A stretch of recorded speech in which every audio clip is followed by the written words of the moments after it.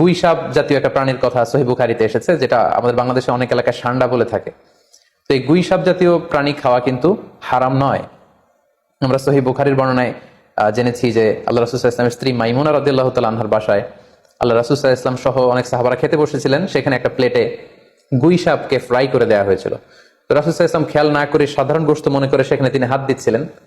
তখন অনেক সাহাবারা, মহিলা সাহাবারা বললেন, ইয়া রাসূলুল্লাহ, এটা তো দব, এটা তো গুই সাপ। এই কথা শুনে আল্লাহ রাসূল সাল্লাল্লাহু আলাইহি ওয়াসাল্লাম সেখান থেকে হাতটা সরিয়ে নিলেন।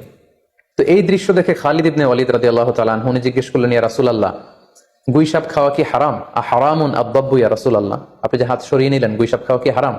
আল্লাহ রাসূল সাল্লাল্লাহু আলাইহি ওয়াসাল্লাম বললেন যে না, গুই সাপ খাওয়া হারাম নয়, তবে আমি এটা খেয়ে অভ্যস্ত নই, আমাদের এলাকাতে এটা পাওয়া যায় না, এজন্য আমি এটা খাচ্ছি না। তাহলে বোঝা গেল এক্ষেত্রে এটা রুচির সাথে সম্পৃক্ত।